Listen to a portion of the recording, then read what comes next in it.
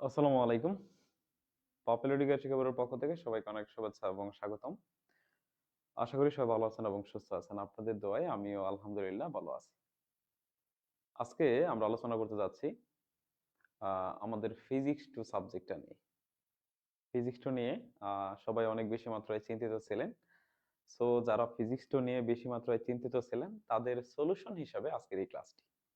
আমরা আজকের এই ক্লাসটিতে ফিজিক্স 2 এর উপর আমাদের যে সুপার সাজেশনটা আছে পপুলার এডুকেশনের সেই সুপার সাজেশনটা এ টু জেড আলোচনা করব। সো কেউ যদি ফেল ঠেকাতে চান, সো আজকের এই ক্লাসটা তার জন্য। মূলত একটা ক্লাস করলেই মানে একটা ক্লাস আজকের এই ক্লাসটা যদি মনোযোগ সহকারে করেন আপনি নিশ্চিত পরীক্ষায় ভালো রেজাল্ট করবেন। শুধুমাত্র পাস না, নিশ্চিত পরীক্ষায় ভালো করবেন। ফিজিক্সটা এমন একটা সাবজেক্ট অনেকের কাছে কঠিন, বাট যারা হচ্ছে একটু স্ট্র্যাটেজি মেনটেন করে পড়াশোনা করে তাদের জন্য খুবই সহজ। কেননা এখান থেকে বলে দেওয়া যায় যে আসলে কোন সকল প্রশ্নগুলো পরীক্ষায় আমাদের 100% থাকবে। ঠিক আছে? সো সেই স্ট্র্যাটেজি মেনটেন করে আমাদের বিগত সালের প্রশ্নগুলো এনালাইসিস করে যে প্রশ্নগুলো আমাদের পরীক্ষায় একদম আসার মতো বা আসবেই, সেই সকল প্রশ্ন নিয়ে আমরা আজকের ক্লাসে কথা বলবো বা আলোচনা করব। এখান থেকে আপনার পরীক্ষায় শতভাগ প্রশ্ন কমন থাকবে, এটা নিশ্চিত থাকতে পারেন। সো খুবই গুরুত্বপূর্ণ একটা ক্লাস হতে চলছে। আমরা ফিজিক্স টা নিয়ে এ টু জেড আলোচনা করব। আমরা প্রত্যেকটা প্রশ্ন ব্যাখ্যা সহকারে শিখব।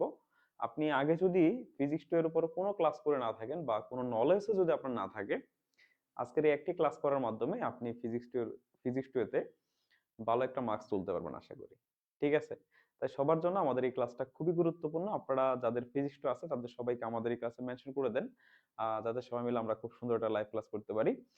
আমি একটু দেখতে চাই যে আমাদের সাথে এই মুহূর্তে কে জুক্ত আছেন, আর আমাদের সুপার সাজেশন আপনাদের পরীক্ষার জন্য কতটা কার্যকর বা কতটা কাজ করতেছে, আপনারা আমাদের সুপার সাজেশন পেয়ে কতটা উপকৃত হচ্ছেন, সেই বিষয়টা অবশ্যই একটু কমেন্ট সেকশনে লিখে দিবেন। কেননা এইগুলা আমাদেরকে অনেক বেশি মাত্রায় ইন্সপায়ার্ড করে যে আমরা যখন কোনো একটা সাজেশন বানাই, সেই সাজেশন থেকে যখন শতভাগ প্রশ্ন কমন পড়ে, তখন সেটা সত্যি আমাদেরকে অনেক বেশি মাত্রায় ইন্সপায়ার্ড করে এবং তার প্রেক্ষিতে আমরা সামনের দিকে এগিয়ে যাওয়ার অনুপ্রেরণাটা পেয়ে থাকি। সো আশা করি আপনারা সবাই সেই কৃতজ্ঞতা জানাবেন যে আমাদের সাজেশনটা আপনাদের পরীক্ষার জন্য কতটা ইফেক্টিভ। এখান থেকে কি রকম প্রশ্ন আপনাদের পরীক্ষায় কমন পড়ে সেই বিষয়গুলো একটু জানাবেন। আর ফিজিক্স এর উপর আপনাদের প্রিপারেশনটা কেমন, কোন সকল বিষয়গুলো নিয়ে কথা বললে ভালো হয় সেটা অবশ্যই একটু জানাবেন। ওকে? সো চলেন একটু আপনাদের মতামতগুলো যাচাই করি।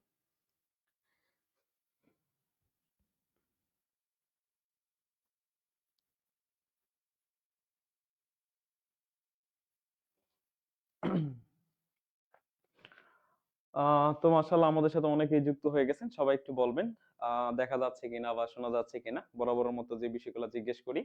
তো আজকেও তার ব্যতিক্রম নয়। আমরা একটু আপনাদের কাছ থেকে জানতে চাই যে সঠিকভাবে সবকিছু শুনতে পাচ্ছেন কিনা বা দেখতে পাচ্ছেন কিনা। যাদের ফিজিক্স আছে তাদের সবাইকে মেনশন করে দেন আমাদের ক্লাসে। আমরা সবাইকে নিয়ে একটা খুব সুন্দর লাইভ ক্লাস করতে চাই।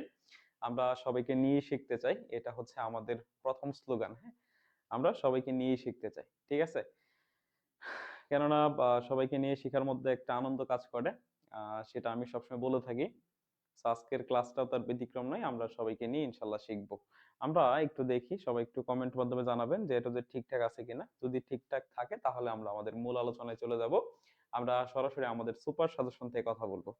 আপনারা যারা আমাদের সুপার সাজেশন পেয়েছেন তারা তো পেয়েছেনই, বাট যারা পান নাই, যারা ভর্তিকৃত শিক্ষার্থী না আমাদের, তারপরেও তাদের জন্য আমাদের আজকের ক্লাসটি উন্মুক্ত। মূলত সকলের জন্যই আমরা আজকের ক্লাসটা ফ্রিতে একদম করাচ্ছি। যাতে আপনার ফিজিক্স এর উপরে ভালো একটা মার্কস উঠে বা ফিজিক্স এর উপরে যেহেতু আপনারা অধিক বেশি মাত্রায় চিন্তিত ছিলেন, সো সেই চিন্তাটা যাতে দূরীভূত হয়। ঠিক আছে?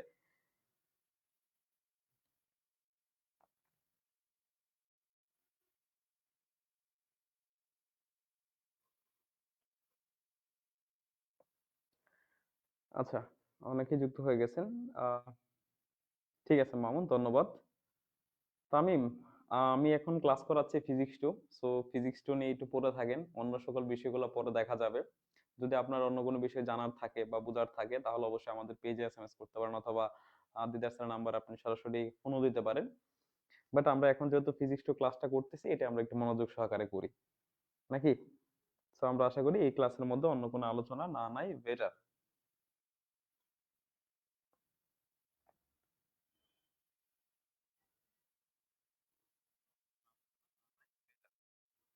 ওকে, ঠিক আছে, এত যে ঠিকঠাক আছে, কোনো সমস্যা নেই।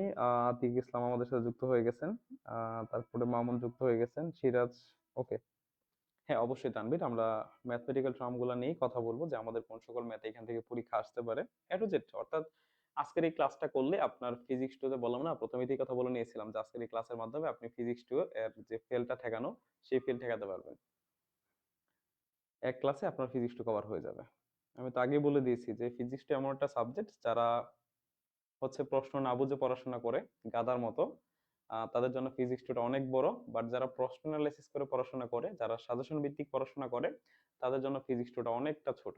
মাত্র কয়েকটা প্রশ্ন পড়লেই পরীক্ষায় শতভাগ কমন পাওয়া যায়। সো সেই স্ট্র্যাটেজিটা মেনটেন করে আমরা আজকের ক্লাসটা করতে যাচ্ছি। ঠিক আছে তানভীর, আমরা তো বললামই যে ম্যাথগুলো নিয়ে কথা বলবো। ঠিক আছে, ম্যাটেরিয়ালস এর উপর ক্লাস হবে না, ম্যাটেরিয়ালস এর উপরে ক্লাস হবে কিনা সেটা আমাদের পেজেই আপনি নোটিশ পেয়ে যাবেন, কারণ আমরা প্রত্যেকদিন যে ক্লাসটা হয় সেটা আমাদের পেজেই নোটিশ দিয়ে থাকে। আপনি পেজটা ফলো করবেন, তাহলে হয়ে যাবে। ওকে, ঠিক আছে, তাহলে স্যার চলুন আমরা শুরু করি আমাদের ফিজিক্স এর উপর, যে আজকের গুরুত্বপূর্ণ ক্লাসটি, সেই ক্লাসটিতে।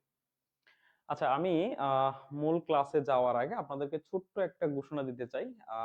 আপনারা সকলে জানেন, আমাদের ভর্তিকৃত শিক্ষার্থীদেরকে আমরা ডিপ্লোমা ডাইজেস্ট নামক একটা বই উপহার দিতে যাচ্ছি, যাতে আমাদের শিক্ষার্থীরা একদম সেমিস্টারের শুরু থেকেই ভালোভাবে প্রিপারেশন নিতে পারে। সেই জন্য তাদেরকে ডিপ্লোমা ডাইজেস্ট এই বইটা দিচ্ছি, এবং এই বইটা পড়েই, মানে এই বইটা পড়ে সে তার সেমিস্টারের জন্য একটা শতভাগ বা 100% প্রিপারেশন নিতে পারবে। সো আপনি যদি এরকম একটা ভালো প্রিপারেশন নিতে চান, শিখতে চান, তাহলে আপনিও আমাদের প্ল্যাটফর্মে যুক্ত হতে পারেন। আর আমাদের অনলাইন যে প্রোগ্রামগুলো আছে, কেয়ার প্রোগ্রাম কিংবা ডাইনামিক প্রোগ্রাম, আপনি চাইলে কেয়ার অথবা ডাইনামিকও যুক্ত হতে পারেন আমাদের সাথে। ঠিক আছে, সেই ক্ষেত্রে আমাদের পেজে আপনি এসএমএস করতে পারেন, অথবা হচ্ছে আমাদের স্ক্রিনে দেখানোর যে নাম্বারটা আছে, সেই নাম্বার আপনি আমাদের সাথে সরাসরি যোগাযোগ করতে পারেন। অথবা যদি আপনি চান আমাদের কোর্সটা ভিজিট করবেন, সেই ক্ষেত্রে আপনি প্লে স্টোর থেকে আমাদের অ্যাপসটা ইনস্টল করবেন, পপুলারিটিকার অ্যাপসটি। অ্যাপসটা ইনস্টল করে আমাদের কোর্সটা আপনি ভিজিট করতে পারেন। আশা করি আমাদের কোর্সটা আপনার পছন্দ হবে। তো আপনি যদি আমাদের কোর্সে যুক্ত হন, আশা করি উপকৃত হবেন, এবং আমরা সবাই মিলে খুব সুন্দরভাবে ডিসকাস করার সুযোগ পাবো, এবং অনেক কিছু আমরা শেখারও সুযোগ পাবো। ঠিক আছে? আচ্ছা,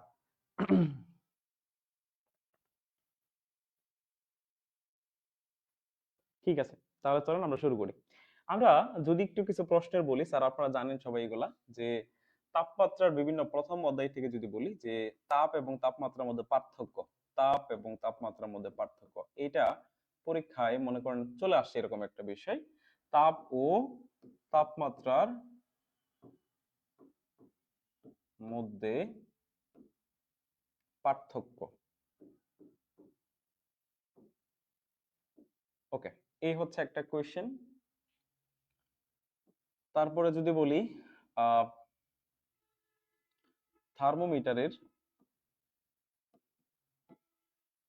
পারদ থার্মোমিটার, হ্যাঁ, পারদ থার্মোমিটার এর গঠন প্রণালী, গঠন অথবা কার্যপ্রণালী এরকম বলতে পারে, হ্যাঁ।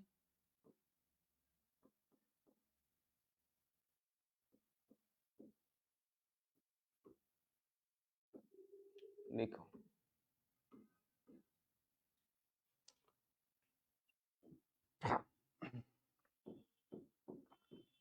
তাপমাত্রার বিভিন্ন স্কেলের মধ্যে সম্পর্ক,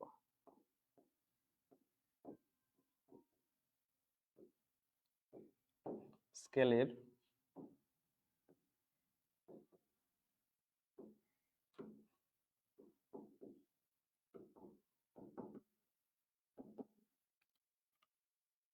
এই তিনটা থেকে একটা কোশ্চেন আপনি 100% পাচ্ছেন পরীক্ষায়। ওকে, আর কিছু ম্যাথ আছে এখানে, তাপমাত্রা রিলেটেড ম্যাথ। ঠিক আছে, আমরা তাপমাত্রা রিলেটেড ম্যাথ করব অবশ্যই। এখানে কি কি ম্যাথ আসে আমি একটু যদি বলে দেই। ম্যাথগুলোর মধ্যে আসতে পারে যে মানুষের শরীরের, মানুষের শরীরের তাপমাত্রা 98.4 ডিগ্রি ফারেনহাইট হলে সেলসিয়াস স্কেলে কত। সেলসিয়াস স্কেলে কত কত তাপমাত্রায় সেলসিয়াস এবং ফারেনহাইট স্কেলে একই পার্ট পাওয়া যায়? কত তাপমাত্রায় সেলসিয়াস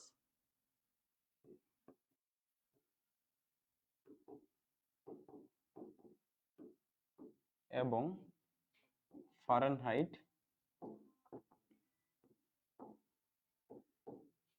স্কেলে একই পার্ট পাওয়া যাবে?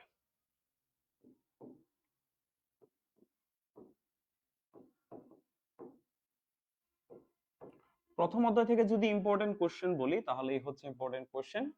আপনারা উপরে 3টা কোশ্চেন দেখতে পাচ্ছেন আর নিচের এই কোশ্চেনগুলা ম্যাথমেটিক্যাল টার্ম হিসেবে আপনার পরীক্ষায় থাকতে পারে, ঠিক আছে? এখন দেখেন তো স্যার, প্রথম অধ্যায় থেকে বা তাপমাত্রার এই অধ্যায়টা থেকে আপনাদের এই প্রশ্নগুলোতে সমস্যা আছে কিনা। আমি কিছু কোশ্চেন লিখলাম, একটু দেখেন কারো কোনো সমস্যা আছে কিনা। যদি না থাকে তাহলে এইগুলো একটু পড়ে নেবেন। আর এখানে খুব সহজ বিষয়গুলো লিখছি, এখানে জটিল কোনো বিষয় লিখি নাই, একটু দেখে নেবেন আপনারা নাকি। এখানে পারদ থার্মোমিটারের গঠন, এটা ভেরি মাচ ইম্পর্টেন্ট। একটা পারদ থার্মোমিটার কিভাবে কাজ করে বা পারদ থার্মোমিটারের গঠন, এটা একটু ভালো করে পড়ে যাবেন, এটা পরীক্ষায় বেশি আসে। তাপমাত্রা বিভিন্ন স্কেলের মধ্যে সম্পর্ক, এটা আপনারা সকলে জানেন, সবাই একটু বলেন। হ্যাঁ জীবন রয়, এখান থেকে আপনি কমন পাবেন। দেখেন আমি একটু ম্যাথমেটিক্যাল টার্মগুলো নিয়ে যদি কথা বলি, আমি মনে হয় সেটা আপনাদের জন্য বেটার হবে। যেমন আমরা এখানে দুইটা কোশ্চেন দেখতে পাচ্ছি ম্যাথের জন্য। এইগুলো যেহেতু থিওরিটিক্যাল, আপনারা এগুলো একটু পড়ে নেবেন যে তাপ এবং তাপমাত্রা কি। তাপটা স্যার কি? তাপ হচ্ছে এক প্রকার শক্তি যা উচ্চ তাপমাত্রার বস্তু থেকে নিম্ন তাপমাত্রার বস্তুর দিকে প্রবাহিত হয়, এটা আমরা সকলে জানি। তারপরে হচ্ছে তাপমাত্রা হচ্ছে বস্তুর তাপীয় অবস্থা। যখন আমরা দুইটা বস্তুকে ভিন্ন তাপমাত্রার বস্তুকে সংস্পর্শে নিয়ে আসি, তখন মানে তাপমাত্রাটা নির্ধারণ করে যে সে তাপ দিবে না নিবে, মানে তাপ ছেড়ে দিবে নাকি গ্রহণ করবে, এরকম বিষয়টা। হ্যাঁ আতিক, অবশ্যই আমি ম্যাথটা করে দিব, এটা বলছি, অবশ্যই এই দুটো ম্যাথ করে দিব। পার্থক্য আশা করি পারা যাবে। পারদ থার্মোমিটারের গঠন একদম সোজা, চিত্র সহ শিখে ফেলবেন, পরীক্ষা আসলে যাতে খুব সুন্দর করে লিখতে পারেন। আর 5টা স্কেলের মধ্যে সম্পর্ক, সেলসিয়াস, ফারেনহাইট, কেলভিন, র‍্যাঙ্কিন, রোমার, এই 5টা স্কেলের মধ্যে সম্পর্কগুলো একটু বের করবেন। আমি ম্যাথটা একটু করে দিচ্ছি। দেখেন আপনারা সেলসিয়াস এবং ফারেনহাইট এখানে কি বলছে দেখেন, যে মানুষের শরীরের তাপমাত্রা হচ্ছে 98.4 ডিগ্রি ফারেনহাইট হলে সেলসিয়াস স্কেলে সেটা কত হবে।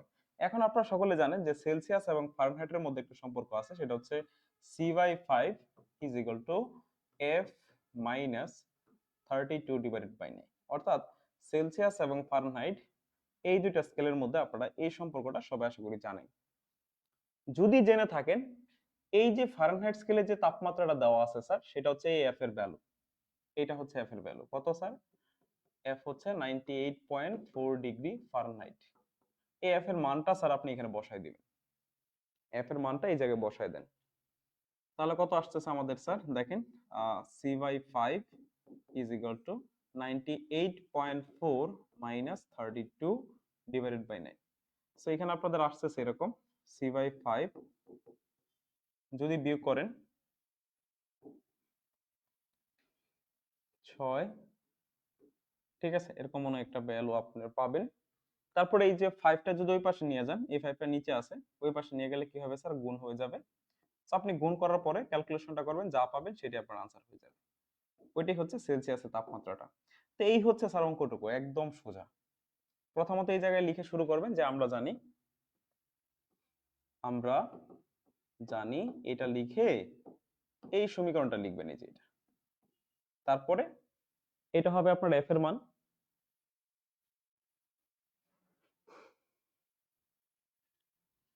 আচ্ছা রুহুল রানা, এইগুলো একদম কমপ্লিট, গুড। যারা কমপ্লিট করে ফেলছেন অনেক ভালো, যারা করেন নাই তারা একটু রিভাইজ দেন আমার সাথে। আরেকটা প্রশ্ন এখানে বলা হয়েছে যে কত তাপমাত্রায় সেলসিয়াস এবং ফারেনহাইট স্কেলে একই পার্ট পাওয়া যাবে, এটাও একটু করে দিই। কি বলছে যে কত তাপমাত্রায় আমরা কি পাবো স্যার? সেলসিয়াস এবং ফারেনহাইটে একই পার্ট পাওয়া যাবে। তার মানে একই পার্ট বলতে আমরা বুঝতেছি যে সেলসিয়াস এবং ফারেনহাইট এই দুইটা কি হবে স্যার? সমান হবে। তাহলে আপনি এই সূত্রের সাহায্যে বের করেন, C/5 is equal to F minus 32 divided by 9। এখানে কি বলা হয়েছে স্যার বলেন তো? যে সেলসিয়াস আর ফারেনহাইট স্কেলে একই পার্ট পাওয়া যাবে, তাই তো? তার মানে সি এবং এফ হচ্ছে সমান, আপনি সির জায়গায় বা এফ এর জায়গায় একটা মান বসাই দেন। তাহলে আমরা হচ্ছে c/5 এই f এর জায়গায়, এই দেখেন f এর মানটা কত, c না, তাহলে c বসাই দিলাম, c - 32 ডিভাইডেড বাই 9। একটু আড়াআড়ি গুণ করেন, দেখেন কত আসে, 9c is equal two 5c minus 150 160 হয় মেবি। তাহলে এখানে ক্যালকুলেশন করলে 9c - 5c সমান হচ্ছে -160। সো এখানে আসে আপনার 4c ইজ ইকুয়াল টু -160। তার মানে c is equal to -160 divided by 4, that means হচ্ছে -40 ডিগ্রি সেলসিয়াস। তাহলে -40 ডিগ্রি সেলসিয়াস তাপমাত্রায় আপনি ফারেনহাইটের ক্ষেত্রে যে ভ্যালুটা পাবেন, সেলসিয়াসের ক্ষেত্রেও একই ভ্যালু পাবেন। এই হচ্ছে স্যার 2 নম্বর ম্যাথটা। এটা 1 নম্বর, এই হচ্ছে আমাদের 2 নম্বর ম্যাথ। বুঝতে পারছি? এখান থেকে আমাদের আরেকটা ম্যাথ করতে হবে স্যার, রচনামূলক প্রশ্নের জন্য। রচনামূলকের জন্য এখান থেকে আমাদের আরেকটা ম্যাথ করতে হবে। আমি সেই ম্যাথটা একটু দেখাই দিচ্ছি আপনাদেরকে। রচনামূলকের জন্য আপনাদেরকে কোন ম্যাথটা করতে হবে একটু দেখেন সবাই। এখান থেকে রচনামূলকের জন্য আমাদের একটা বড় ম্যাথ করতে হবে, ঠিক আছে? আমি একটু আপনাদেরকে আমাদের সাজেশন থেকে সেই ম্যাথটা বলে দিচ্ছি।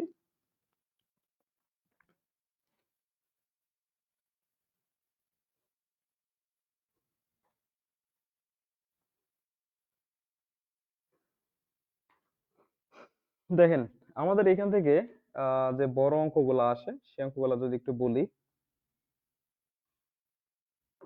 রচনামূলক প্রশ্নের জন্য একটা ম্যাথ করতে হবে এখান থেকে, ঠিক আছে?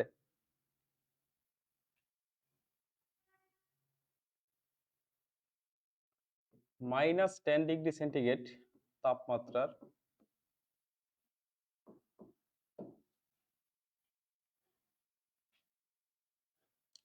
100 গ্রাম বরফকে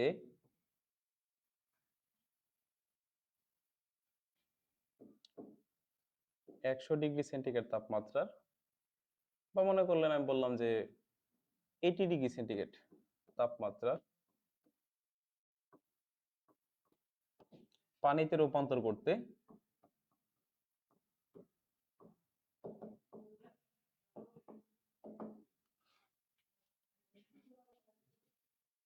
কত তাপের প্রয়োজন, কত তাপের প্রয়োজন?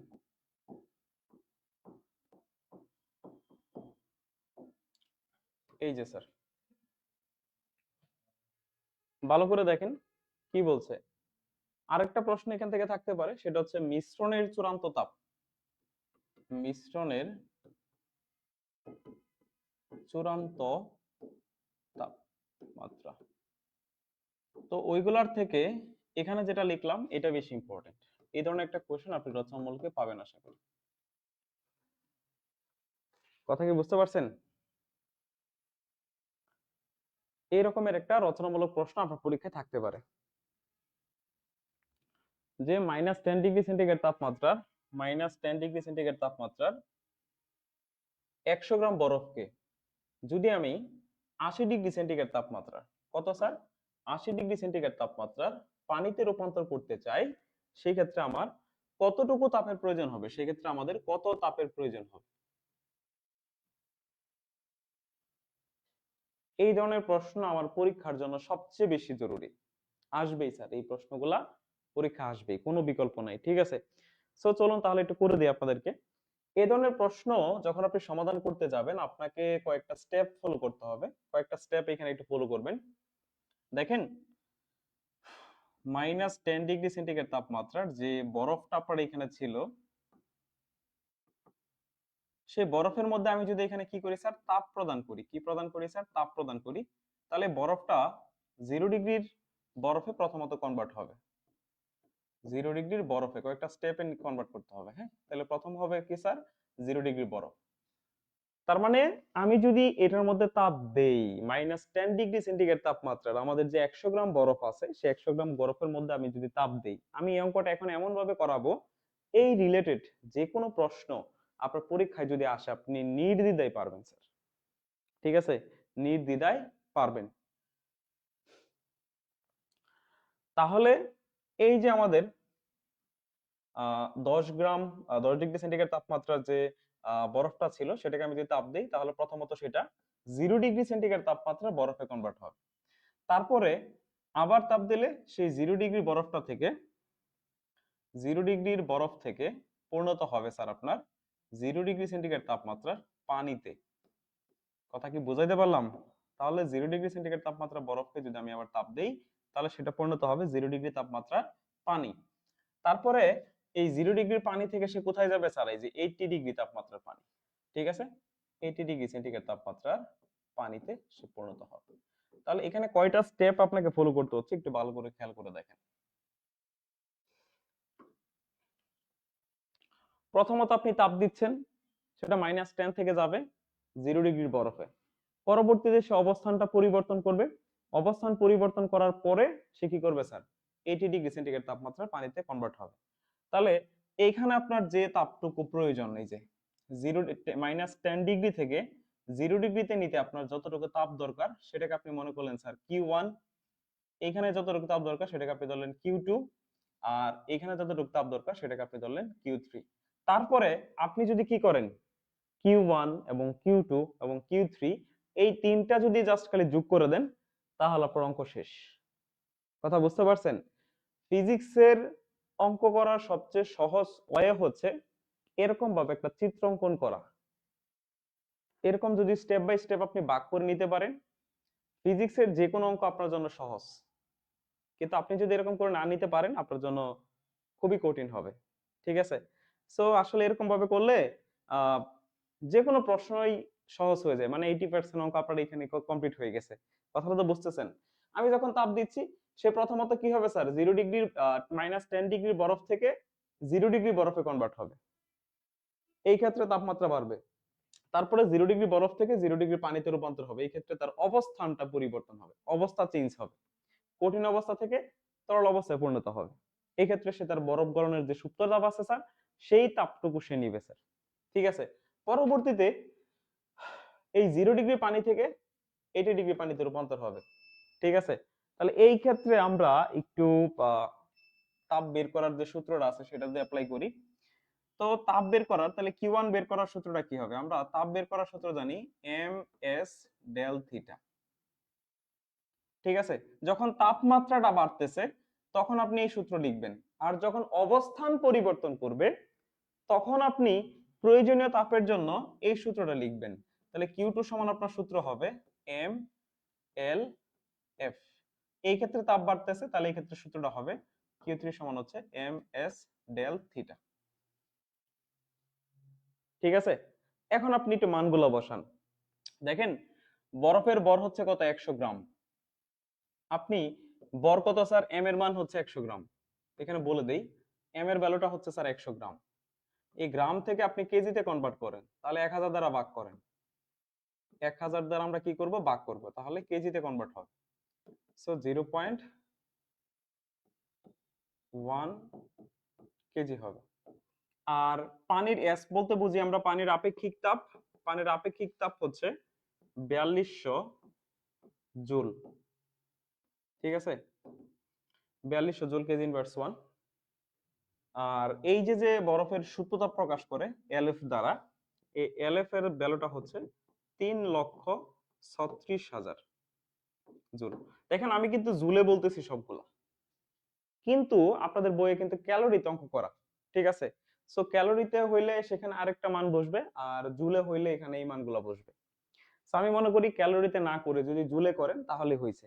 বাট যদি ক্যালোরিতে করতে যান সেক্ষেত্রে আপনাকে এটা গ্রামে রাখতে হবে, আর এই যে আপেক্ষিক তাপ সেটার জন্য ক্যালোরিতে এক একটা ভ্যালু আছে, সেটাতে মনে হয় 1 ক্যালোরি এরকম হয়, সেটা একটু দেখে নিয়ে না পারা। বাট আমি মনে করি জুলে করলেই সবচেয়ে বেটার হয়। ঠিক আছে? জুলে করলে সবচেয়ে বেটার, যেহেতু আপনারা 9-10 এই জুলে অঙ্কগুলো করছেন। তাহলে এখন আমরা একটু মানগুলো বসাই দিই। এম এর মান কত স্যার? 0.1। এসটা হচ্ছে 4200। ডেল থিটা মানে তাপমাত্রার পার্থক্য বা পরিবর্তন, -10 থেকে 0 তে নিয়ে গেছেন, তাহলে তাপমাত্রা কতটুকু বাড়ছে স্যার? 10 ডিগ্রি বাড়ছে না বলেন? আপনি 0 থেকে এটা বিয়োগ করেন, 0 থেকে এই যে পার্থক্য, তো 0 থেকে এটা বিয়োগ করেন, বিয়োগ করলে কত হবে? 10। তাহলে তাপমাত্রার পার্থক্য মানে এটার মান হচ্ছে 10। যদি গুণ করে দেন তাহলে এখানে কতই হয় স্যার? 4200ই হয়। ঠিক আছে? তাহলে আমরা Q1 এর মান পেয়ে গেলাম 4200। ঠিক আছে, আমরা কি পাইলাম স্যার? এই যে Q1 টা ছিল, এই Q1 এর মানটা আমরা 4200 পেয়ে গেলাম। এখন আমরা স্যার Q2 টা বের করব। এটার মান তো কত স্যার? 0.1 এম এর মান। আর LF এর মান এখানে লিখে রাখছি দেখেন, 3,36,000। বরফের সুপ্ত তাপ মানে বরফটা এক অবস্থান থেকে, মানে তার কঠিন অবস্থাটা থেকে লিকুইড অবস্থায় যেতে তাকে এতটুকু তাপ দিতে হবে। এতটুকু তাপ কেন দিবেন? তার অবস্থান পরিবর্তন করার জন্য। এটা হচ্ছে বরফ গলনের সুপ্ত তাপ। গলবে, এখানে গলবে, গলার জন্য প্রতি কেজিতে এতটুকু তাপ দিতে হয়। এটা হচ্ছে বরফ গলনের সুপ্ত তাপ। তাহলে এখানে লিখেন কত? 3,36,000, তাই তো? গুণ করলে কত হবে? একটা শূন্য কমে যাবে, তার মানে 33600 এত জুল। এটা হচ্ছে আপনার Q2 এর value. Okay, and then Q3 টা বের করেন। এন্ড দেন আপনি Q3 টা একটু বের করেন এখান থেকে। তাহলে Q3 বের করার সূত্র তো আগেই বলে দিয়েছি আমরা। Q3 বের করার সূত্র তো একই, যেহেতু তাপমাত্রা বাড়তেছে, তাপমাত্রা বাড়লে আপনার এই সূত্র ms ডেল থিটা। ভর হচ্ছে কত? 0.1, s হচ্ছে 4200। সরি সরি, এখানে একটা জিনিস ভুল হয়েছে। এখানে 4200 হবে না, বরং 2100 হবে। হ্যাঁ, বরফ গলনের সূত্রটা লিখতে হবে এখানে। বরফ গলনে কি লিখতে হবে স্যার? সূত্রতাপ। বরফ গলনের সূত্রতাপ হচ্ছে 2100। সরি, বরফের আপেক্ষিক তাপ হচ্ছে কত? 2100। এখানে এখানে যেহেতু বরফটা ছিল, তাই না? যেহেতু বরফ ছিল, সেজন্য বরফের আপেক্ষিক তাপ লিখবেন। সেটা কত? 2100। তাহলে এখানে কত হচ্ছে স্যার? 2100 হচ্ছে। এটা একটু কারেকশন করে নেন। এখানে আমাদের কার দেখেন, আমি কোন স্টেটে চিন্তা করতেছি? বরফের ক্ষেত্রে চিন্তা করতেছি, সেজন্য আমাদের বরফের আপেক্ষিক তাপটা লিখতে হবে। এখন তাপ দিতে দিতে আমি Q3 তে আসছি। এখানে সেখানে কি আছে দেখেন তো? পানি আছে না? তাহলে পানির ক্ষেত্রে পানির আপেক্ষিক তাপ লিখবেন। তাহলে S হচ্ছে পানির আপেক্ষিক তাপ, সেটা কত? 4200। আর ডেল থিটা, তাপমাত্রা কতটুকু বাড়ছে? 0 থেকে 80 তে গেছে, তার মানে 80 ডিগ্রি সেন্টিগ্রেড বাড়ছে, তার মানে ডেল থিটা হচ্ছে আমাদের 80। একটু গুণটুন করেন, যা আসবে এখানে Q3 এর ভ্যালু একটা পাবেন আপনি। হ্যাঁ, Q3 এর একটা ভ্যালু আপনি এই জায়গায় পাবেন। সেটা কত আসতে পারে? 0 0 8 দুগুণে 16 6 হাতের এক,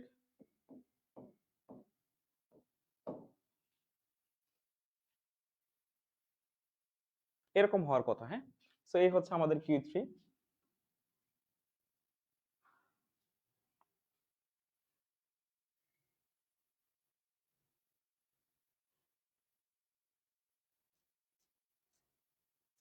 দেখেন সমস্যা আছে কিনা। তাহলে এখন আপনি সবগুলো যোগ করেন, তাহলে সুতরাং প্রয়োজনীয় তাপ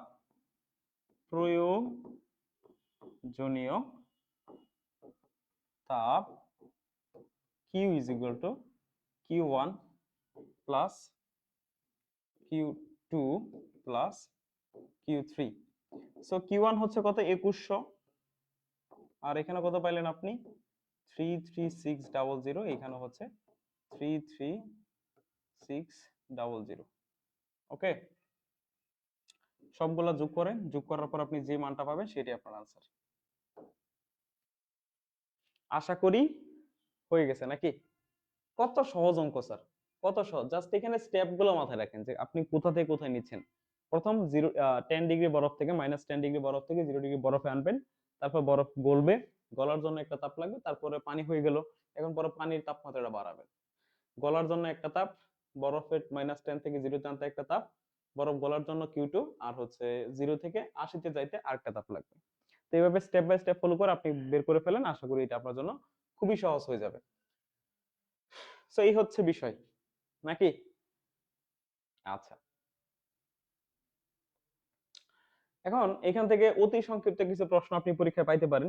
কিরকম অতি সংক্ষিপ্ত প্রশ্ন আপনি পাইতে পারেন সেটা একটু দেখেন।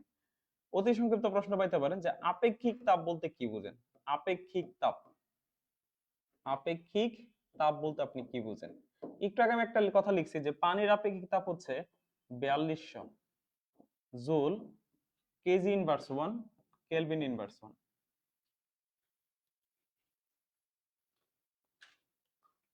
এই টার্মগুলো একটু মনে রাখেন, এটা সারা জীবনের জন্য ভালো হবে আপনার। আপেক্ষিক তাপ, তারপর হচ্ছে বরফ গলনের সুপ্ত তাপ বলতে আপনি কি বুঝেন?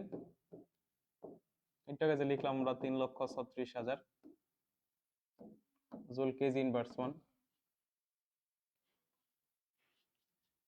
এইগুলোর মিনিং কি স্যার? এগুলোর মিনিং গুলো একটু শিখে যাবেন। আমি যদি বলি যে আপেক্ষিক তাপ মানে হচ্ছে আমি যদি 1 কেজি পরিমাণ পানির তাপমাত্রা 1 কেলভিন বাড়াইতে চাই তাহলে আমাকে কতটুকু তাপ দিতে হবে? 4200 জুল তাপ দিতে হবে। এটা হচ্ছে আপেক্ষিক তাপের মিনিং। ঠিক সেম ভাবে বরফ গলনের সূত্র তাপ হচ্ছে 3,36,000, কোন কোন বইয়ে লেখা 3,34,000। সো 3,36,000 জুল কেজি ইনভার্স 1, এটা বলতে বোঝায় যে আমি যদি 1 কেজি বরফের তাপমাত্রা মানে 1 কেজি বরফ গলাইতে চাই, 1 কেজি পরিমাণ বরফটা যদি আমি যদি 1 কেজি পরিমাণ বরফটা গলাইতে চাই তাহলে আমাকে এতটুকু তাপ দিতে হবে, 3,36,000 জুল তাপ দিতে হবে। এই আমাদের স্যার তাপমাত্রা কমপ্লিট। তাপমাত্রা কি স্যার? কমপ্লিট। এখন হচ্ছে পরবর্তীতে স্যার আমরা আর কি কি পড়বো পরে দেখেন। তাপীয় প্রসারণ নিয়ে যদি একটু কথা বলি, তাপীয় প্রসারণ থেকে কিছু কোশ্চেন আছে স্যার, জগদীখ্যাত কিছু কোশ্চেন। আমি সেই কোশ্চেনের কথাগুলো এখন বলে দিচ্ছি আপনাদেরকে।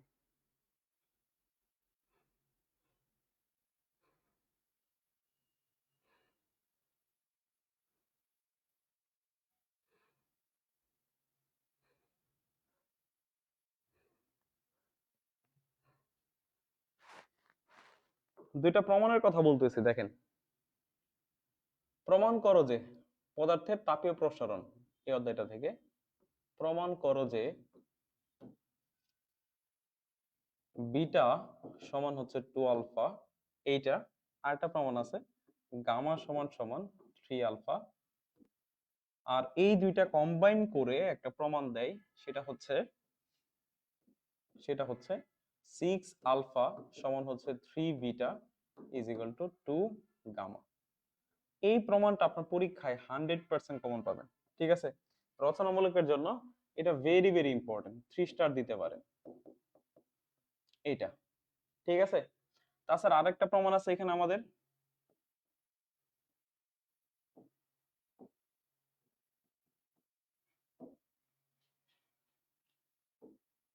Q is equal to Ka theta 1 minus theta 2 into T divided by D। এই প্রমাণটা স্যার, ওকে, এই প্রমাণটা ভেরি মাচ ইম্পর্টেন্ট এখান থেকে আমাদের।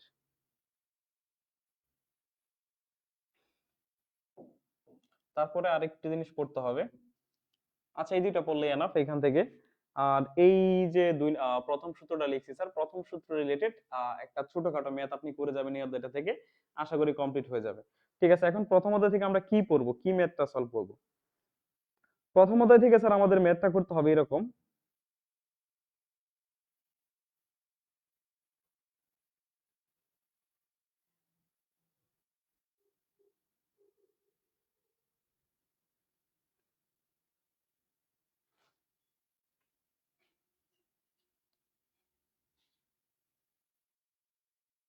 তো এরকম একটা প্রশ্ন আসতে পারে যে 100 ডিগ্রি সেন্টিগ্রেড তাপমাত্রায় 30 ডিগ্রি সেন্টিগ্রেড তাপমাত্রায়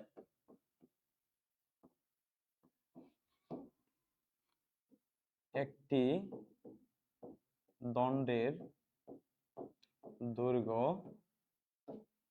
100 মিটার,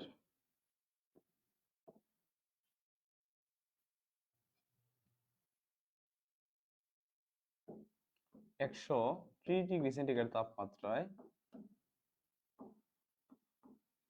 দণ্ডটির দৈর্ঘ্য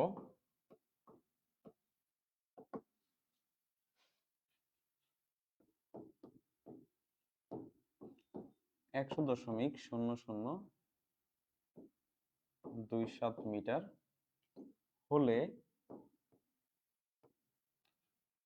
দৈর্ঘ্য প্রসারণ গুণাঙ্ক বের করো।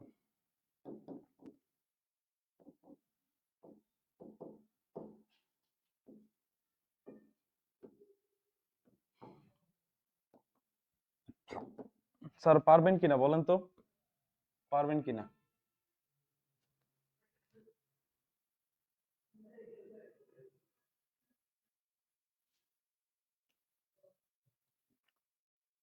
স্যার একটু ফাস্ট নেন, ওকে ঠিক আছে, আমি একটু দ্রুতই তাহলে করাচ্ছি।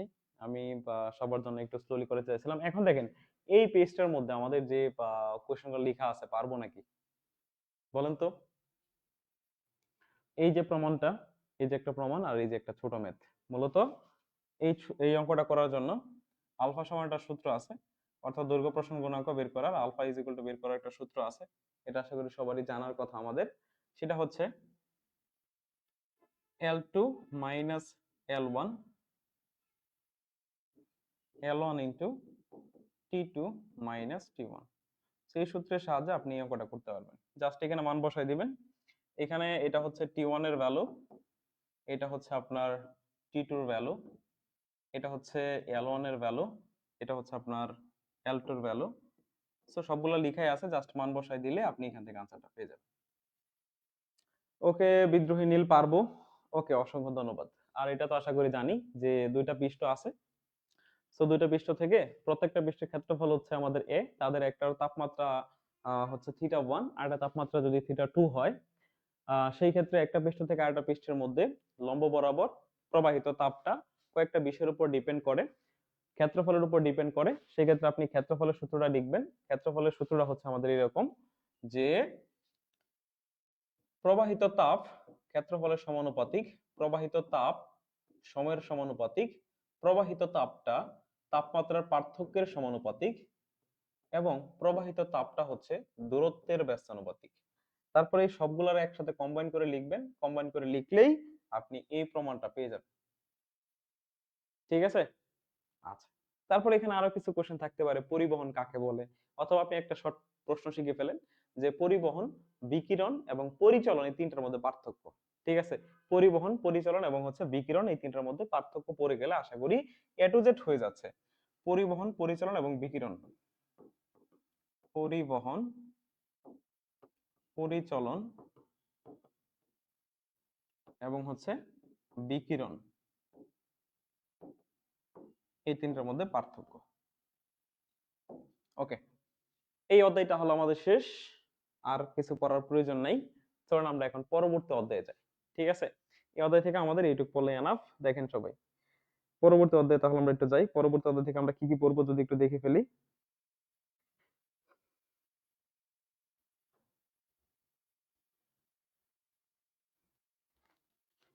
এই প্রশ্নটা আপনি পরীক্ষায় পাবেনই, এই প্রশ্নটা আপনি পরীক্ষায় পাবেন যে তাপগতিবিদ্যার তাপগতিবিদ্যার তাপগতিবিদ্যার প্রথম সূত্রের ব্যাখ্যা, প্রথম সূত্রের ব্যাখ্যা, তাপগতিবিদ্যার যে প্রথম সূত্রটা আছে স্যার, সেই প্রথম সূত্রের ব্যাখ্যাটা দিবেন এখানে। ভেরি মাচ ইম্পর্টেন্ট, এটা পরীক্ষা আসবে, 100% সম্ভাবনা আছে এটা পরীক্ষা আসার। তাপগতিবিদ্যার প্রথম সূত্রের ব্যাখ্যা। ওকে, তারপরে হচ্ছে তাপীয় দক্ষতা বলতে কি বোঝায়, তাপীয় দক্ষতা বলতে কি বোঝায়,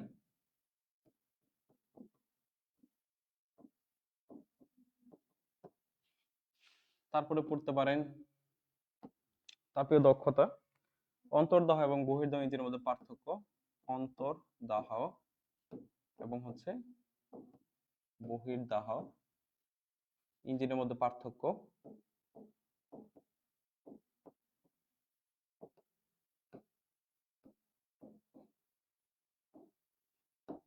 এই হচ্ছে বিষয়। আরেকটা প্রশ্ন পড়বেন, সেটা হচ্ছে দেখাও যে পৃথিবীর এন্ট্রপি ধনাত্মক।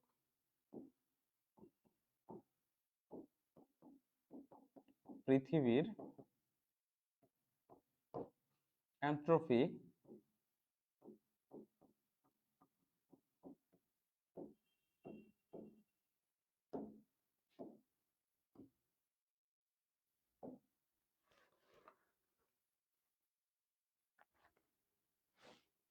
তারপরে কুলম্বের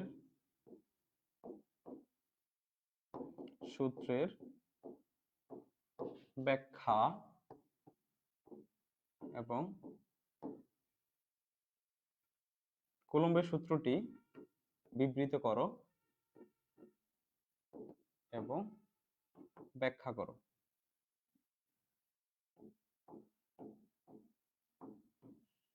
কুলম্বের সূত্রের ব্যাখ্যা, হ্যাঁ। সো এখানে যতগুলো কোশ্চেন লিখতেছি এটা পড়লে আশা করি হয়ে যাচ্ছে আপনাদের। কুলম্বের সূত্রের ব্যাখ্যা,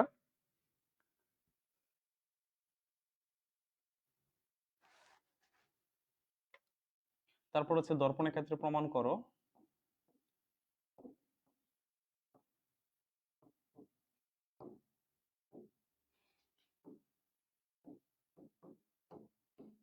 f is equal to r/2, very very important এটা পরীক্ষার জন্য। দর্পণ এর ক্ষেত্রে প্রমাণ করো যে f is equal to r/2।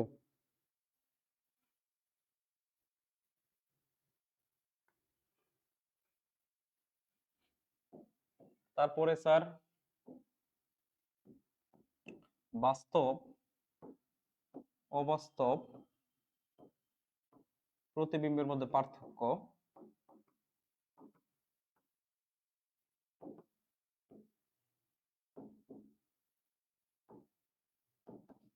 তারপরে বাস্তব অবাস্তব প্রতিবিম্বের মধ্যে পার্থক্য এটা পড়েন।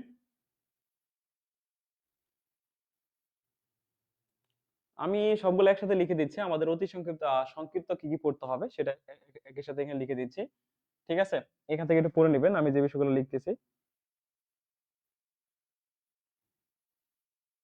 প্রতিফলনের সূত্র গুলো বিবৃত করো,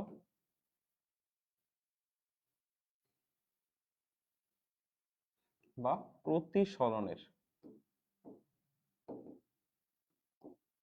সূত্র।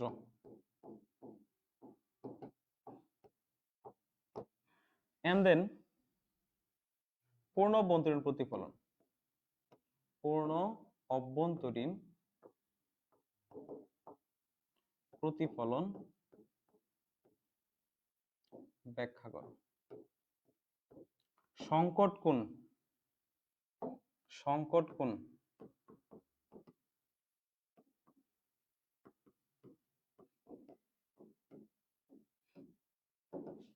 ঠিক আছে, সংকট কোণ অথবা ক্লান্তীয় কোণ, এবং এটা প্রমাণ করবেন এখান থেকে।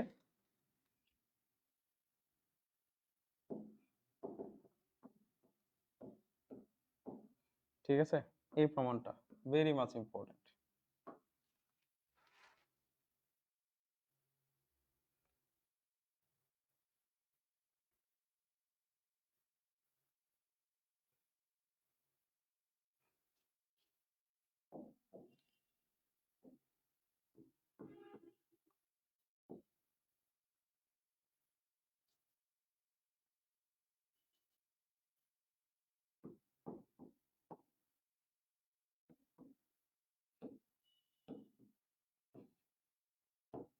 রাদারফোর্ডের মডেলের সীমাবদ্ধতা,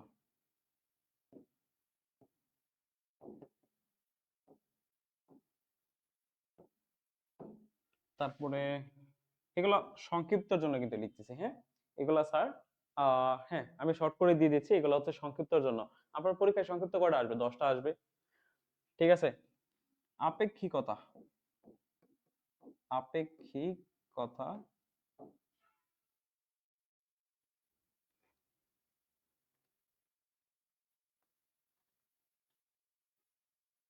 আপেক্ষিকতার বিশেষ তথ্যের স্বীকার্যসমূহ লিখো,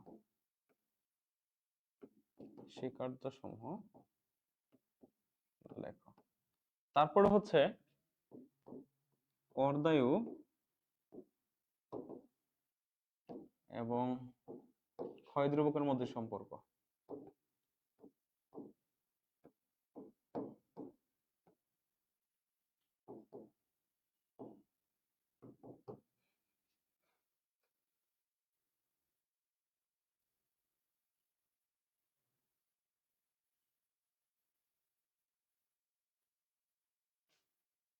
মোটামুটি স্যার এই 13টা প্রশ্ন, হ্যাঁ একটা দিয়ে দিই, ক্যাথোড রশ্মির বৈশিষ্ট্য, ক্যাথোড রশ্মির বৈশিষ্ট্য।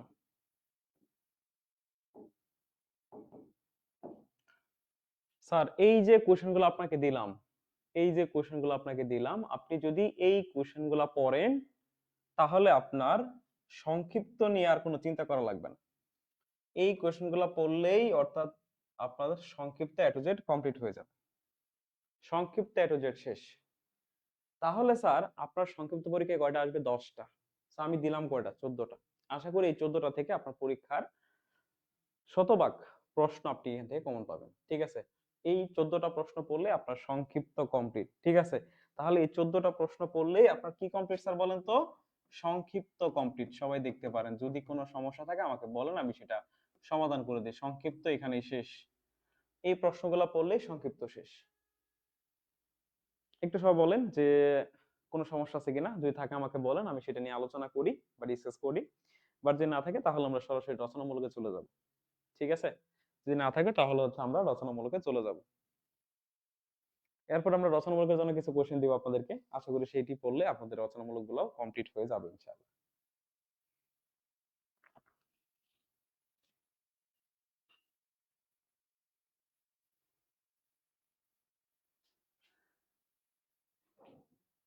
এখন আপনাদের পরীক্ষায় সংক্ষিপ্ত কয়টা আসে? 10টা আছে। আমি দিলাম কয়টা? 14টা। তাহলে এগুলো যদি না পড়তে পারেন, আপনি 10টা কোশ্চেন আনসার করবেন, সের মধ্যে 14টা কোশ্চেন দিছি, খুব বেশি দিছি।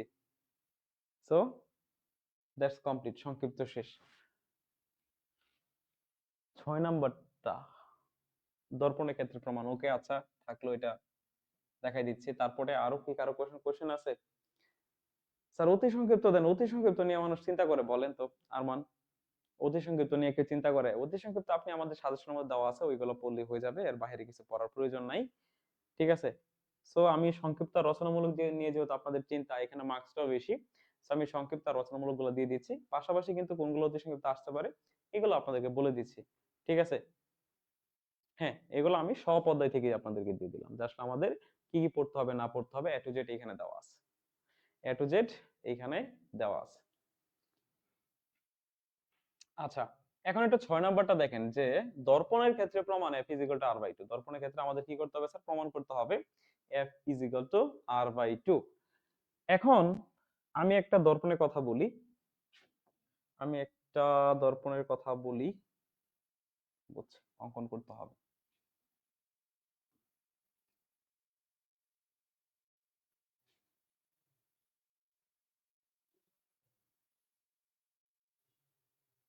ওকে, এই মনে করেন আমাদের একটা হচ্ছে উত্তল দর্পণ, সরি অবতল দর্পণ। এটা এই অবতল দর্পণের এটা হচ্ছে আমাদের বক্রতার কেন্দ্র, হ্যাঁ, আর এই সিপিটা হচ্ছে প্রধান অক্ষ, আর এটা হচ্ছে আমাদের ফোকাস বিন্দু এফ। বুঝতে পারছেন? এখন এই যে আমাদের ফোকাস, দেখেন ভালো করে, এই যে আপনার ফোকাস, এই ফোকাস থেকে মেরু পর্যন্ত যে ডিসটেন্সটা আছে এইটুকরে বলা হয় ফোকাস দূরত্ব। ওকে, আর একদম এখান থেকে এই মেরু পর্যন্ত যে ডিসটেন্সটা আছে এটা হচ্ছে আপনার বক্রতার ব্যাসার্ধ, যেটাকে আমরা আর বলি। তাহলে আমাদের কি প্রমাণ করতে হবে? এই ফোকাস দূরত্বটা বক্রতার ব্যাসার্ধের অর্ধেক। এই ফোকাস দূরত্বটা বক্রতার ব্যাসার্ধের কি স্যার? অর্ধেক। That means f is equal to r/2। এটা আপনাকে কি করতে হবে স্যার? প্রুফ করতে হবে। f is equal to r/2, এটা আমাদেরকে প্রুফ করতে হবে, তাই না?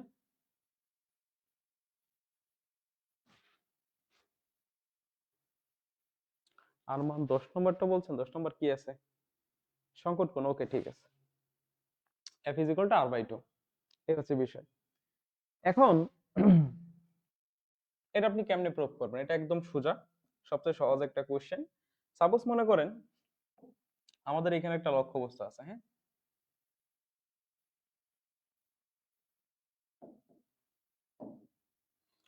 প্রধান অক্ষের সমান্তরালে একটা আলোক রশ্মি এখানে আপতিত হইল। প্রধান অক্ষের সমান্তরালে একটা রশ্মি কি হইলো স্যার? এখানে আপতিত হইল। তো প্রধান অক্ষের সমান্তরালে যদি কোনো রশ্মি একটা আপতিত হয় তাহলে সেটা প্রতিসরণের সময় বা প্রতিফলনের সময় ফোকাসের মধ্য দিয়ে প্রতিফলিত হয়। ঠিক আছে? আচ্ছা, ওকে। এবং এটা হচ্ছে বক্রতার কেন্দ্র, আর এই যেটা সংযোজক বিন্দু। এ থেকে একটা আলোক রশ্মি, এ থেকে একটা আলোক রশ্মি, এ থেকে একটা আলোক রশ্মি দর্পণের এই বিন্দুতে, আমরা মনে করি এটা হচ্ছে এম বিন্দু, এম বিন্দুতে আপতিত হইল। ঠিক আছে, আপতিত হয়ে এই বরাবর সে কি করলো, ফিরে আসলো। এবং আমরা এই সিএমটা কি করে দিলাম স্যার, যোগ করে দিলাম। তাহলে সিএমটা যদি যোগ করে দেই তাহলে কি হবে স্যার, আপতিত রশ্মি, এই যে এটাকে আমরা অবিলম্ব বলতে পারি, তো এটার সাথে যে কোণটা তৈরি করবে সেটা হচ্ছে আমাদের আপতন কোণ, আর এটা হচ্ছে আমাদের প্রতিফলন কোণ। কথা বুঝতে পারলাম? আমরা প্রতিফলনের সূত্র অনুযায়ী, প্রতিফলনের সূত্র অনুযায়ী আমরা বলতে পারি প্রতিফলনের প্রতিফলনের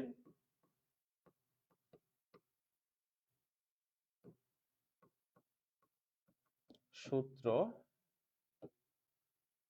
অনুযায়ী আপতন কোণ আর প্রতিফলন কোণ পরস্পর সমান, মানে I is equal to R। ঠিক আছে, I ইজ ইকুয়াল টু কি স্যার বলেন তো, R। তাহলে I সমান যদি R হয়, এখন I কোণ বলতে কোনটা স্যার, I হচ্ছে স্যার আমাদের এই যে এইটুকু, মানে AMC, তাই তো? তাহলে আমরা এখানে লিখতে পারি AMC কোণ সমান সমান R বলতে স্যার কোনটা, R হচ্ছে স্যার এই যে এই কোণটা, কি বলবো, CMF কোণ, CMF কোণ, তাই না? তাহলে এখানে লিখলাম আমরা CMF কোণ। ওকে, তার পরবর্তীতে এখন আর কি করতে হবে স্যার আমাদের, পরে যেটা করতে হবে একটু দেখেন, এই যে যে রেখা আপনারা এখানে দুইটা দেখতে পাচ্ছেন, আমি যদি একটু বলি, এই যে রেখা দুইটা স্যার, এই যে একটা রেখা, হ্যাঁ, এই যে একটা রেখা আমাদের, এই যে একটা রেখা, এই যে একটা রেখা, আর এই যে একটা রেখা, অর্থাৎ এ এম এবং সিপি পরস্পর সমান্তরাল, এ এম এবং সিপি পরস্পর সমান্তরাল, এবং এবং স্যার এই সিএমটা হচ্ছে কি, যে সিএম হচ্ছে এদের ছেদক। তাহলে এখানে বলে দিব সিএম এদের ছেদক। এখন সিএমটা যদি এদের ছেদক হয়ে থাকে তাহলে এখানে দুইটা কোণ তৈরি করে। এই যে দেখেন স্যার, এই কোণটা, এই কোণ আর এই কোণ হচ্ছে একান্তর কোণ, এই কোণ আর এই কোণ কি স্যার, একান্তর কোণ, তাই না? এইটা এবং এইটা পরস্পরের একান্তর কোণ, একান্তর কোণ অবভিয়াসলি কি স্যার, সমান। তাহলে এখানে আমরা বলতে পারি যে এএমসি কোণ, এএমসি কোণ সমান হচ্ছে আমাদের কত, এমসিএফ কোণ, এমসিএফ কোণ, তাই না? এখন আপনি এখানে পাইছেন এমসি সমান এইটা, আবার এখানে কি পেলেন দেখেন, দুই জায়গায় দুইটা জিনিস পাইছেন। এই দুটো মধ্যে একটা কম্পারিজন করেন, এখানে পেলেন এএমসি কোণ সমান হচ্ছে সিএমএফ কোণ, আর এখানে পেলেন এএমসি কোণ সমান হচ্ছে এমসিএফ কোণ। তাহলে এটাও এএমসি সমান, এটাও এএমসি সমান, তার মানে এই দুটো পরস্পর সমান, তাই না? দুইটাই কি এএমসি এর ভ্যালু, তাহলে দুইটাই যদি এএমসি এর ভ্যালু হয় তাহলে আমরা এই দুটোর মধ্যে একটু কম্পারিজন করে কি বলতে পারি বলেন তো স্যার, যে এই কোণ আর এই কোণ পরস্পর সমান। তাহলে সুতরাং বলা যায় যে সিএমএফ কোণ সমান সমান এমসিএফ। তার মানে কি হচ্ছে স্যার এই জায়গায়, এই যে দেখেন সিএমএফ কোণ এই কোণ, আর এমসিএফ কোণ, তার মানে এমসিএফ কোণ এই কোণ, অর্থাৎ এই দুইটা কোণ পরস্পর সমান পেয়ে গেলাম আমরা। এখন একটা ত্রিভুজের দুইটা কোণ যখন সমান হয়, একটা ত্রিভুজের দুইটা কোণ যখন সমান হয় তখন নির্দ্বিধায় সেটা হচ্ছে একটা সমদ্বিবাহু ত্রিভুজ, অর্থাৎ এই কোণটা আর এই কোণ আপনি সমান পাইছেন, এই যে এই কোণটা, এইটা আর এটা সমান পাইছেন। তো একটা ত্রিভুজের যখন দুইটা কোণ সমান হয় তখন সেটা হচ্ছে একটা সমদ্বিবাহু ত্রিভুজ। তাহলে সুতরাং আমরা বলতে পারি এই যে এই ত্রিভুজটা স্যার, এই ত্রিভুজটা, এইটা, এটা হচ্ছে একটা সমদ্বিবাহু ত্রিভুজ, সিএমএফ হচ্ছে একটা সমদ্বিবাহু ত্রিভুজ। তাহলে সুতরাং সিএমএফ একটি সমদ্বিবাহু ত্রিভুজ। এখন আপনারা সবাই জানেন যে এই যে যে সমান সমান বাহু, সমদ্বিবাহু ত্রিভুজের ক্ষেত্রে সমান সমান বাহু ভূমির সাথে সমান সমান কোণ তৈরি করে। তার মানে এই কোণটা কোণ তৈরি করছে দেখেন, এটা হচ্ছে আমাদের ভূমি, এই যেটা সিএমটা হচ্ছে ধরেন ভূমি, তাই সিএমটা যদি ভূমি হয়, সিএমটা যদি কি হয় স্যার, ভূমি, তাহলে ভূমির সাথে এই দুইটা বাহু, এই বাহু এবং এই বাহু কি করছে স্যার, সমান সমান বাহু তৈরি করছে। তাহলে এই বাহু আর এই বাহু আমরা কি বলতে পারি স্যার, সমান বলতে পারি, কারণ সমান সমান বাহু ভূমির সাথে সমান সমান কোণ তৈরি করে। তার মানে আপনার এই বাহু আর এই বাহুটা হচ্ছে সমান, সেক্ষেত্রে আমরা এখানে বলতে পারি সিএফ আর এফএম হচ্ছে পরস্পর সমান। সুতরাং বলতে পারি CF সমান হচ্ছে MF, এটা বলা যায়।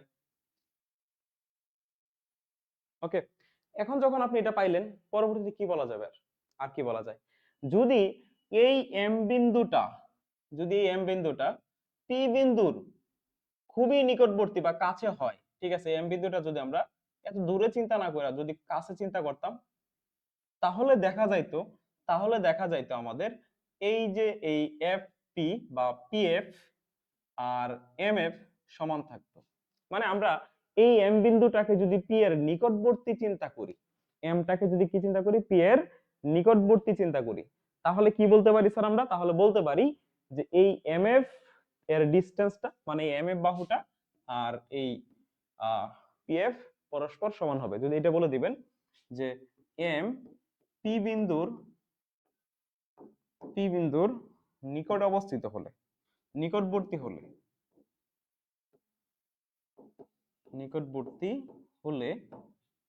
আমরা কি বলতে পারি? এম এফ সমান হচ্ছে পি এফ। তাহলে এই দুইটা জিনিস একটু কম্পারিজন করে আপনি একটু বুঝেন তো কি বলা যায়। এখানে আপনি পাইছেন সিএফ সমান এমএফ, আবার এখানে পাইছেন কি এমএফ সমান পিএফ। তাহলে এই সিএফ এর ভ্যালুটাও এমএফ, আবার পিএফ টা হচ্ছে এমএফ এর সমান। তার মানে সিএফ আর পিএফ পরস্পর কি স্যার? সমান। তাহলে এই সিএফ, তা সুতরাং বলা যায় যে CF is equal two PF. তাহলে অর্থাৎ এই সিএফ, বলতে কতটুকু? এইটুকু। পিএফ বলতে কতটুকু স্যার? এইটুকু। তাহলে এই বাহু আর এই বাহু যদি সমান হয়, তাহলে আমরা বলতে পারি না এফটা হচ্ছে এই সিপি এর মধ্যবিন্দু। এফটা কি স্যার? সিপি এর মধ্যবিন্দু, এটা বলা যায়। অথবা এটা যদি আপনি নাও বলেন কোনো সমস্যা নাই। পরে কি বলবেন দেখেন তো, এই সিপি রেখাটা, সিপি এর মধ্যে কয়টা রেখা আছে? একটা আছে সিএফ মানে এইটুকু, আরেকটা কি আছে? এইটুকু, সিপি আছে। অর্থাৎ সিএফ আর পিএফ এই দুটো যোগ করলে সিপি পাওয়া যায়। এখন সিপি মানে হচ্ছে বক্রতার ব্যাসার্ধ আর। এখন দেখেন আমরা সিএফ এর মান কি বসাইতে পারি? পিএফ বসাইতে পারি। তাহলে পিএফ প্লাস পিএফ, তাহলে এখানে পিএফ কয়টা হয়? 2পিএফ। এখন এই পিএফ মানে কি? অর্থাৎ এই যে পিএফ মানেই তো আমি লিখা দিছি কি স্যার বলেন তো? ফোকাস দূরত্ব। তাহলে এখানে বলা যায় আর সমান সমান 2f, বা এটাকে লেখা যায় f is equal to r by 2। এই যে স্যার আপনার প্রমাণ, এই যে স্যার আপনার প্রমাণ। এর চেয়ে সহজ ভাষায় এই প্রমাণটা করে দেওয়া আর পসিবল না।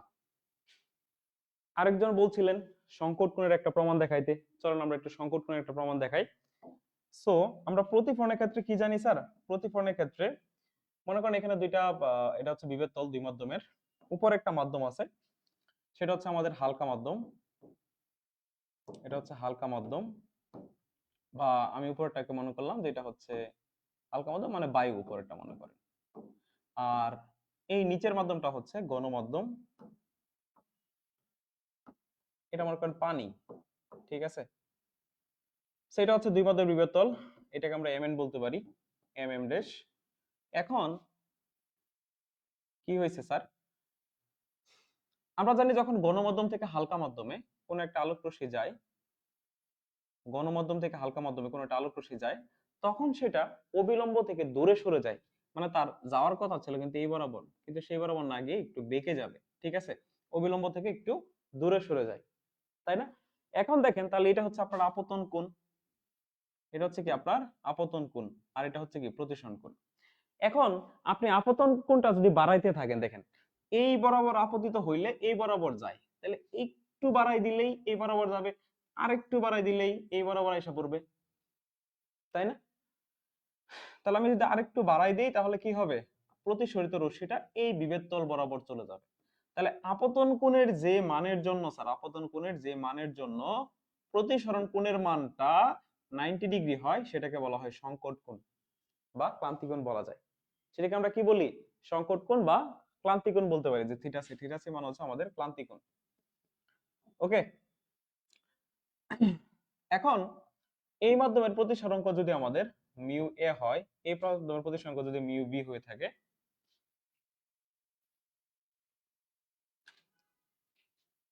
তাহলে আমরা এখান থেকে একটা সূত্র লিখতে পারি। দেখেন n1 sin θ1 সমান সমান n2 sin θ2। ওকে, তাহলে আমি মনে করি যে এটা হচ্ছে আমাদের n1, এটা হচ্ছে স্যার আমাদের n2। ওকে, এটা হচ্ছে কি স্যার আমাদের n2। এবং আপতন কোণ সমান এবং থিটা 2 সমান হচ্ছে স্যার এইটা, আর থিটা 1 সমান হচ্ছে স্যার আমাদের কত, এই যে এটা 90 ডিগ্রি। বসান, মান বসায় দেন এই জায়গায়। তাহলে এটা হচ্ছে কত, মিউ এ সাইন থিটা 1 এর মান কত, থিটা 1 হচ্ছে আমাদের 90 সমান সমান n2 মানে হচ্ছে মিউ ভি সাইন থিটা 2 এর মান কত স্যার, এই যে থিটা সি। এখন বলেন এটার মান কত, সাইন 90 এর মান হচ্ছে 1, এখানে থাকে মিউ ভি আর এটা হচ্ছে সাইন থিটা সি। এখন এখানে দেখেন মিউ এ বায়ু মাধ্যমের প্রতিসরাঙ্ক, মিউ এ দ্বারা কি বোঝায় স্যার,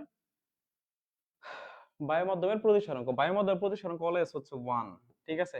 তাহলে 1 এর সাথে 1 গুণ করলে তো এখানে 1 ই থাকে, তাহলে 1 ইজ ইকুয়াল টু কি লেখা যায়, mu B into sine theta C. তা সেখান থেকে আমরা এটাকে চাইলে এভাবে লিখতে পারি যে সাইন থিটা সি সমান সমান 1 বাই মিউ বি, বা শুধু মিউ লেখা যায়, ঠিক আছে। সেইভাবে আপনি লিখতে পারেন। তাহলে এটাই তো স্যার আমাদের প্রমাণ করতে বলছিল নাকি, এটাই তো আমাদেরকে কি বলছিল স্যার, প্রমাণ করতে বলছিল। সেটাকে আপনি চাইলে এইভাবে প্রমাণ করতে পারেন, অথবা লিখতে পারেন mu is equal to 1 by sine theta C, এইভাবে লিখতে পারেন। সো যেভাবে আসুক আশা করি পরীক্ষায় আনসার করতে পারবেন, তাই না? আশা করি আনসারটা করতে পারবেন। সূত্রটা লিখছি হচ্ছে n1 sin theta 1, n1 sin theta 1 সমান হচ্ছে এই যে n1 sin থিটা 1 সমান হচ্ছে n2 sin থিটা 2। এখানে n1 হচ্ছে একটা মাধ্যমের প্রতিসরাঙ্ক আর n2 টা হচ্ছে আরেকটা মাধ্যমের প্রতিসরাঙ্ক। এই তো। এখন চলেন স্যার আমরা একটু কিছু রচনামূলক নিয়ে কথা বলি, কি কি রচনামূলক আমাদের পড়তে হবে। অলরেডি একটা রচনামূলক আপনাদেরকে দিয়ে দিছি, প্রথম 2 অধ্যায়ের মধ্যে রচনামূলকগুলো হয়ে গেছে। সো আমাদের পরবর্তী রচনামূলকগুলো যদি বলি, দর্পণ এবং লেন্সের ক্ষেত্রে একটা প্রমাণ আছে। দর্পণ অথবা লেন্সের ক্ষেত্রে, লেন্সের ক্ষেত্রে প্রমাণ করো যে 1 by u plus 1 by v is equal to 1 by f। এটা ভেরি মাচ ইম্পর্টেন্ট, এবং এই সূত্র রিলেটেড অঙ্ক পরীক্ষা আসবে। দর্পণে অথবা লেন্সে প্রতিবিম্ব গঠন চিত্র সহ দেখাও, প্রতিবিম্ব গঠন চিত্র সহ দেখাও।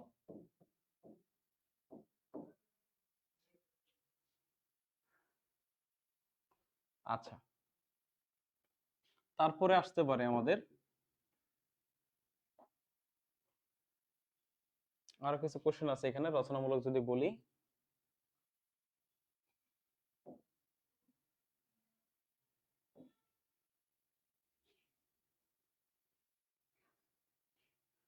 দেখেন প্রিজমের ক্ষেত্রে কিছু প্রমাণ আছে আমাদের, ন্যূনতম বিচ্যুতি কোণের কিছু প্রমাণ আছে।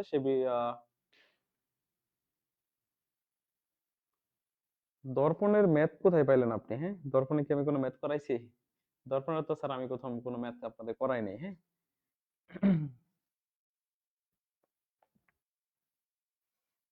আর অলরেডি তো আগে একটা বলেই দিয়েছিলাম যে এটা আমাদের পড়তে হবে, 6 alpha is equal to 3 beta is equal to 2 gamma, ঠিক আছে। এটা পরীক্ষায় তো আসবে আমরা জানি। তারপরে আরো বলছিলাম এই যে sir CP minus CV is equal to R, অথবা রুদ্ধতাপের ক্ষেত্রে প্রমাণ করো যে PV to the power gamma সমান হচ্ছে ধ্রুবক। এটা একটা প্রশ্ন পাবেন এই দুটা থেকে, তার মধ্যে মনে করি আমি এটা পরীক্ষা আসবে, এই যে এটা, এটা আসবেই, ঠিক আছে। আর যদি প্রমাণের কথা বলি, প্রিজমের ক্ষেত্রে প্রমাণ,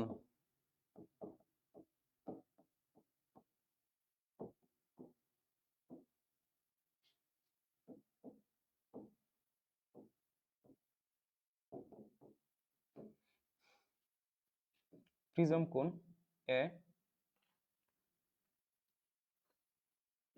বিচ্যুতি কোণ delta is equal to I1 plus I2 minus A. আর এটা হচ্ছে ন্যূনতম বিচ্যুতি কোণ, একটা প্রমাণ আছে স্যার এই জায়গায়।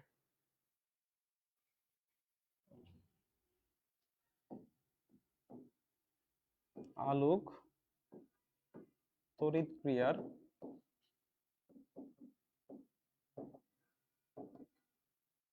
আইনস্টাইনের সমীকরণ।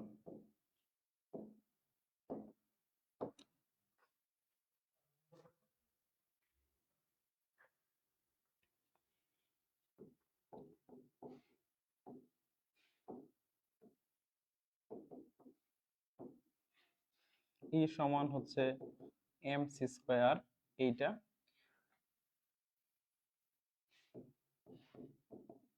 একটা প্রমাণ আছে, সেটা হচ্ছে আমাদের এরকম যে n is equal two n not e two the power minus lambda into T. Okay,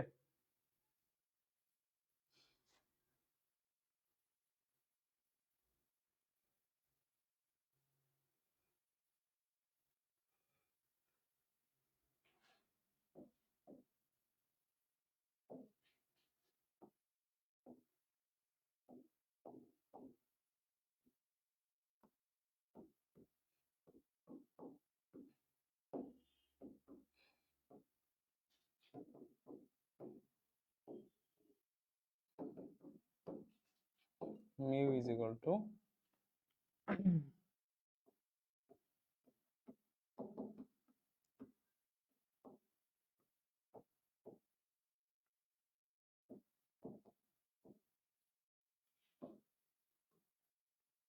sir এই যে এখানে যে কোশ্চেনগুলো আপনাদেরকে দিলাম, এগুলো হচ্ছে রচনামূলকের জন্য। 8টা রচনামূলক দিয়েছি, আশা করি এখান থেকে আপনি 5টা পাবেন। ঠিক আছে, 8টা রচনামূলক দিয়েছি, এখান থেকে আশা করি আপনি 5টা রচনামূলক পাবেন ইনশাআল্লাহ। দর্পণ লেন্সের ক্ষেত্রে প্রমাণ, এটা আমাদের পেজে অলরেডি আছে। এইগুলো আপনি পেজে যদি একটু আগে ছাড়া হয়েছে, সো পেজে আপনি এটাও পেয়ে যাবেন, আমাদের পেজে একটু খুঁজলে এটাও পেয়ে যাবেন, এটাও দেওয়া আছে, এটাও দেওয়া আছে, একটু পেজে দেখেন সবগুলো দেওয়া আছে। ওকে, এখন আমাদের এইখান থেকে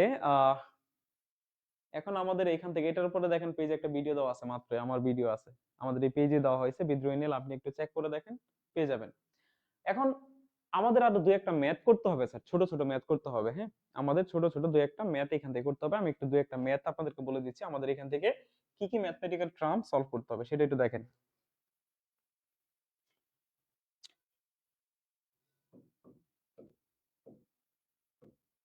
ম্যাথমেটিক্যাল টার্ম গুলা কি কি করতে হবে, তার মানে কি কি অঙ্ক আমাদের পরীক্ষা আসতে পারে।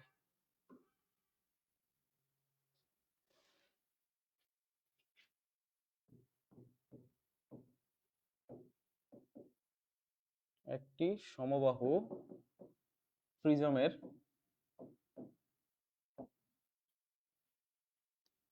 প্রতিসারাঙ্ক √2 হলে এর ন্যূনতম বিচ্যুতি কোণ কত? এইটা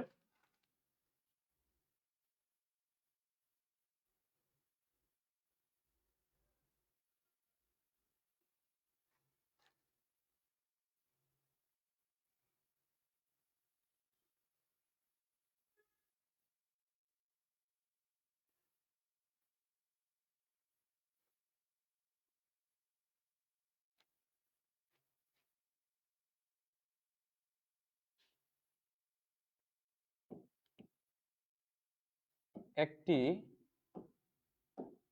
অবতল দর্পণ অথবা উত্তল লেন্সের ফোকাস দূরত্ব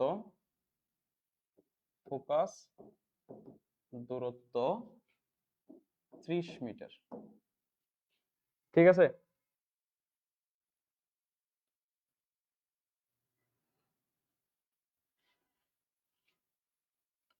দর্পণ অথবা লেন্স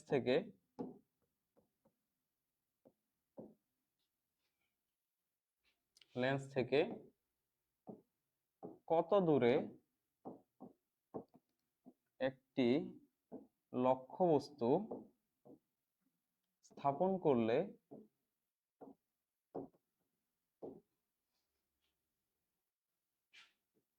প্রতিবিম্ব লক্ষ্যবস্তুর 3 গুণ হবে।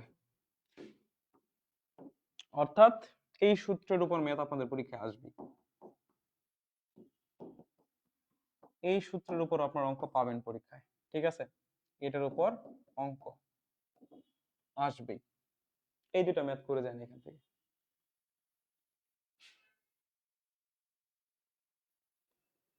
আরমান, আমাদের পেজে অলরেডি এগুলোর ভিডিও দেওয়া আছে স্যার, এগুলো অনেক বড় বড় প্রমাণ। অলরেডি আমাদের পেজে এগুলোর ভিডিও দেওয়া আছে। আপনি যেগুলো বলতেছেন পিভি সমান PV to the power gamma is equal to ধ্রুবক, এটার ভিডিও আপনি পেজে একটু দেখেন, আমাদের পেজে স্ক্রল করে একটু নিচে যান, আপনি এটার প্রমাণ পাবেন, এটারও প্রমাণ পাবেন, দুইটারই প্রমাণ পাবেন।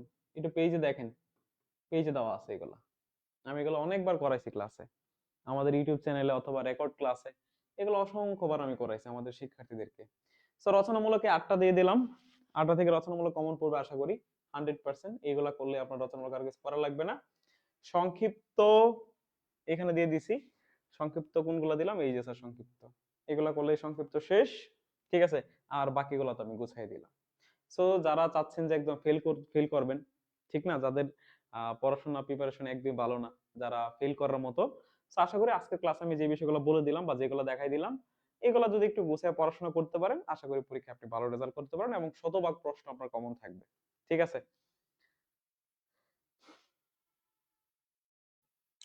রুহুল রানা, আপনি কোনটা বলতেছেন ভাই, একটু বলেন, সেটা তো বলতে হবে। সবগুলাই পেজে আছে, ঠিক আছে? পেজে আপনি সবগুলোর ভিডিও পেয়ে যাবেন, সেখান থেকে একটু দেখে নিন, তাহলেই হবে। এগুলো আমি অনেকবার ক্লাসে করাইছি।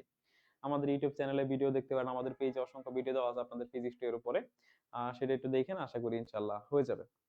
তো যাই হোক স্যার, আজকে এখানেই থাকুক, এই পর্যন্ত থাকুক, ইনশাআল্লাহ সামনে আবার আপনাদের সাথে ফিজিক্স 2 নিয়ে দেখা হবে, ঠিক আছে? তো সেই পর্যন্ত সবাই ভালো থাকবেন। আজকের মতো আমি এখানে বিদায় নিচ্ছি। আল্লাহ হাফেজ।